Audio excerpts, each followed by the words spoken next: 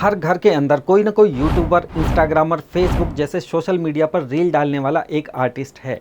और हो भी क्यों ना, आजकल का ज़माना ही सोशल मीडिया का है। जैसे टेलीविज़न पर एडवर्टीजमेंट चलती है, ठीक वैसे ही सोशल मीडिया पर भी पेड प्रमोशन बहुत ज़्यादा चलन में है, जिसे स्पॉन्सरशिप कहते हैं। और उस स्पॉन्सरशिप से होने वाली इनकम को स्पॉन्सरशिप इनकम कहते हैं। और एक सोशल मीडिया अकाउंट हैंडलर की स्पॉन्सरशिप इनकम से बहुत ज़्यादा बेनिफिट होता है। और अगर कोई चैनल बहुत ज़्यादा वायरल हो जाए तो गूगल बाबा भी आपको ठीक ठाक पेमेंट करते हैं। एक सोशल मीडिया अकाउंट से इनकम के अलावा भी और भी कई सोर्स ऑफ इनकम हो सकते हैं। वो कौन से हैं वो मैं आपको आगे बताऊंगा। अब जब ऐसी इनकम होती है तो एक सवाल माइंड में आता है कि क्या सोशल मीडिया इनकम पर भी इनकम टैक्स देना होगा? क्या जीएसटी अलग से देना होगा? क्या जीएसटी का रजिस्ट्रेशन भी लेना होगा? क्या कोई तरीका है कि टैक्स ना देना पड़े? क्योंकि जब गूगल हमें पेमेंट करता है तो वो भी एक टैक्स काट कर पेमेंट करता है। तो अब क्या करें? इन सभी सवालों के जवाब आज की वीडियो में हम लोग जानेंगे। अब वीडियो को शुरू करते हैं। आगे बढ़ने से पहले आपके अपने इस चैनल को सब्सक्राइब जरूर कर लीजिए ताकि आने वाली सभी इंफॉर्मेटिव वीडियो आप तक पहुंच सकें। दोस्तों, एक यूट्यूबर, सोशल मीडिया आर्टिस्ट के 5 सोर्स ऑफ इनकम हो सकते हैं। नंबर 1, गूगल एडसेंस से इनकम, स्पॉन्सरशिप एडवर्टीजमेंट से income, freelancing income, consultancy income. 5वां, सैलरी या फिर किसी दूसरे बिजनेस से इनकम।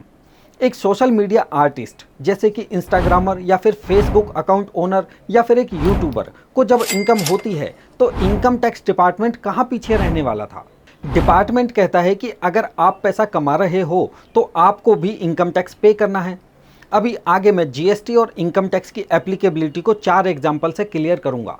दोस्तों, वीडियो को बिल्कुल एंड तक देखना, वरना जो इंपॉर्टेंट इंफॉर्मेशन मैं देने वाला हूं कहीं आपको नहीं मिलने वाली। आज पहले मैं इनकम टैक्स की बात करूंगा, उसके बाद जीएसटी की बात करूंगा। गाइज, पहले तो ये कि सोशल मीडिया इनकम पर भी इंडिया में इनकम टैक्स देना होता है। Indian income tax law social media की इनकम को इनकम फ्रॉम बिजनेस में कवर करता है। यानी कि सोशल मीडिया से जितनी भी इनकम होती है सारी इनकम फ्रॉम बिजनेस हेड में टैक्सेबल होती है। अब जब ये बिजनेस इनकम है तो इसमें से बिजनेस को रन करने के खर्चे भी माइनस होंगे और उसके बाद नेट इनकम पर भी आपको इनकम टैक्स देना होगा। बहुत से यूट्यूबर मुझे कमेंट करके पूछते हैं कि जब गूगल ने हमें पेमेंट किया तो यूएस से पेमेंट आया और तब यूएस ने हमारा टैक्स काट लिया, तो क्या मुझे इंडिया में अगेन टैक्स देना होगा और उस यूएस वाले टैक्स का क्या होगा? इन सब बातों को अभी आपके सामने मैं एक्सप्लेन करूंगा। लेकिन आप एक बात समझ लीजिए कि इंडियन इनकम टैक्स लॉ के अकॉर्डिंग आपको इंडिया में नेट टैक्सेबल इनकम पर इनकम टैक्स देना होगा। अब ये नेट टैक्सेबल इनकम क्या है, इसे मैं एक एग्जाम्पल से आपको बताता हूँ। मान लीजिए सोशल मीडिया से आपको 10 लाख रुपए की इनकम हुई है। अब जाहिर सी बात है कि आपने कुछ खर्चे भी किए होंगे, जैसे कि किसी वीडियो एडिटर की सैलरी दी होगी या फिर एक कंप्यूटर या कैमरा खरीदा होगा और उसके वियर टीयर के नाम का डेप्रिसिएशन भी क्लेम किया होगा। इलेक्ट्रिसिटी के खर्चे भी होंगे, चाय पानी के खर्चे भी होंगे, ट्रैवलिंग या इसके अलावा भी और बहुत सारे खर्चे होते हैं। मैं ये मान लेता हूं कि ये सभी खर्चे 3 लाख रुपए के हुए, तो आपकी नेट इनकम हुई 10 लाख माइनस 3 लाख यानी 7 लाख रुपए की। अब इसमें से सेक्शन 80C से 80U की डिडक्शंस माइनस करेंगे तो आपके पास नेट टैक्सेबल इनकम आ जाएगी। और इसी नेट टैक्सेबल इनकम पर इनकम टैक्स की न्यू टैक्स रिजीम या ओल्ड टैक्स रिजीम के टैक्स स्लैब के अकॉर्डिंग आपको इनकम टैक्स देना है। अभी सवाल बाकी है कि यूएस में जो टैक्स कटा उसका क्या होगा। लेकिन पहले बात करते हैं जीएसटी की। जीएसटी के पॉइंट ऑफ व्यू से एक यूट्यूबर या फिर एक सोशल मीडिया अकाउंट चलाने वाले की इनकम को 3 तरीके की इनकम हो सकती हैं। गूगल से इनकम, स्पॉन्सरशिप या फ्रीलांसिंग से इनकम, थर्ड है सैलरी या फिर उसके किसी अपने सोर्स से इनकम।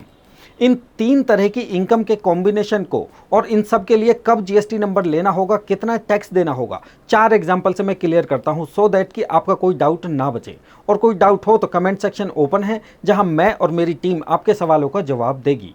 पहले केस 1 लेते हैं। मान लीजिए आपको गूगल से इनकम हुई 10 लाख रुपए की और स्पॉन्सरशिप से इनकम हुई 6 लाख रुपए की। इसके अलावा और कोई इनकम नहीं है, तो आपकी टोटल इनकम बनी 16 लाख रुपए। इस केस में आपको ना तो कोई जीएसटी नंबर लेना है, ना ही कोई जीएसटी टैक्स पे करना है। आप कहेंगे ऐसा क्यों? ऐसा इसलिए क्योंकि सर्विस के केस में 20 लाख रुपए से कम अगर आपकी टर्नओवर या रिसिप्ट होती है तो आपके ऊपर जीएसटी नंबर या जीएसटी टैक्स एप्लीकेबल नहीं होता है। अब केस 2 लेते हैं। मान लीजिए आपकी गूगल से इनकम 12 लाख रुपए है और स्पॉन्सरशिप से इनकम है 10 लाख रुपए। इसके अलावा और कोई इनकम नहीं है। तो आपकी टोटल इनकम हुई 22 लाख रुपए। इस केस में जीएसटी नंबर लेना कंपलसरी है और सिर्फ 2 लाख रुपए के ऊपर आपको जीएसटी पे करना है। क्यों? क्योंकि अगर पहले से आपके पास जीएसटी नंबर नहीं है तो 20 लाख रुपए तक के जीएसटी पर टैक्स पे नहीं करना है, और 20 लाख रुपए से ऊपर जो भी आपकी स्पॉन्सरशिप की इनकम होगी, यानी 2 लाख रुपए है, तो इसी के ऊपर ही आपको जीएसटी पे करना है।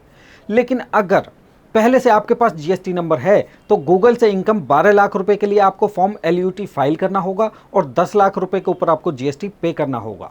LUT मतलब लेटर ऑफ अंडरस्टैंडिंग, ये जीएसटी डिपार्टमेंट के अंदर फाइल होता है। अब हम केस 3 लेते हैं। सपोज आपको गूगल से इनकम है 25 लाख रुपए और इसके अलावा और कोई भी इनकम नहीं है, यानी ना स्पॉन्सरशिप की कोई इनकम है, ना कोई दूसरी सैलरी या बिजनेस की इनकम है। अब क्या होगा?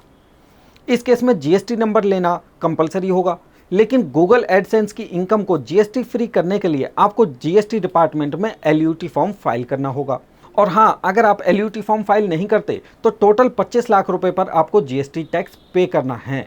इसमें से कोई भी एग्जम्पशन आपको नहीं मिलेगी। गूगल एडसेंस की इनकम पर जीएसटी इसलिए नहीं लगता क्योंकि गूगल एडसेंस से जो भी इनकम आती है उस पर जीएसटी की इनवाइसिंग गूगल और एडवर्टीजमेंट कराने वाले के बीच में हो जाती है। अब एक लास्ट एग्जाम्पल लेते हैं। मान लीजिए गूगल से इनकम 25 लाख रुपए है, स्पॉन्सरशिप से इनकम 12 लाख रुपए है और आपकी अदर इनकम 20 लाख रुपए है, यानी कि टोटल इनकम हुई 57 लाख रुपीस। अब इस केस में भी जीएसटी नंबर लेना कंपलसरी है और सिर्फ 12 लाख रुपए के ऊपर आपको जीएसटी पे करना है। गूगल इनकम 25 लाख रुपए के लिए आप जीएसटी डिपार्टमेंट में LUT फॉर्म फाइल कर दीजिए। अदर इनकम, बेशक वो सैलरी से हो या किसी दूसरे सोर्स से, उसके ऊपर कोई जीएसटी पे आपको नहीं करना है। लेकिन हाँ, अगर आपको अदर इनकम बिजनेस से है तो उस 25 लाख रुपए के ऊपर भी आपको एप्लीकेबल जीएसटी पे करना है, जो भी आपकी नेचर ऑफ ट्रांजैक्शन होगी या नेचर ऑफ बिजनेस के ऊपर जो भी जीएसटी एप्लीकेबल होता है। और लास्ट में एक बात रह गई कि गूगल ने यूएस में जो टैक्स काटा था उसका क्या हुआ? दोस्तों, उस टैक्स का इंडिया में आपको कोई बेनिफिट नहीं मिलने वाला, ना ही उसे हम इंडियन इनकम टैक्स रिटर्न में क्लेम कर सकते हैं। इंडिया में टैक्स बचाने का सिर्फ और सिर्फ एक रास्ता है कि सोशल मीडिया प्लेटफॉर्म को रन करने के लिए आपने जो भी एक्चुअल में एक्सपेंसेस किए हैं उन सभी एक्सपेंसेस को अपनी इनकम में से माइनस करके जो भी नेट प्रॉफिट आए उसके ऊपर इनकम टैक्स पे कर दो। अब सवाल है कि हमें यहाँ टैक्स कैसे बचत होगी? जो भी आपके एक्सपेंसेस हों उन्हें 100% आप क्लेम कीजिए, तभी आपका नेट प्रॉफिट कम होगा, और नेट प्रॉफिट कम होगा तो आपको इनकम टैक्स भी कम देना पड़ेगा। दोस्तों, ये थी एक कंप्लीट वीडियो की एक सोशल मीडिया इनकम पर टैक्स के कौन कौन से प्रोविजन एप्लीकेबल हैं। आशा करता हूँ आपको मेरे द्वारा बनाई गई वीडियो पसंद आई होगी। पसंद आई तो मेरे चैनल को लाइक, शेयर, सब्सक्राइब करना ना भूलें। नमस्ते।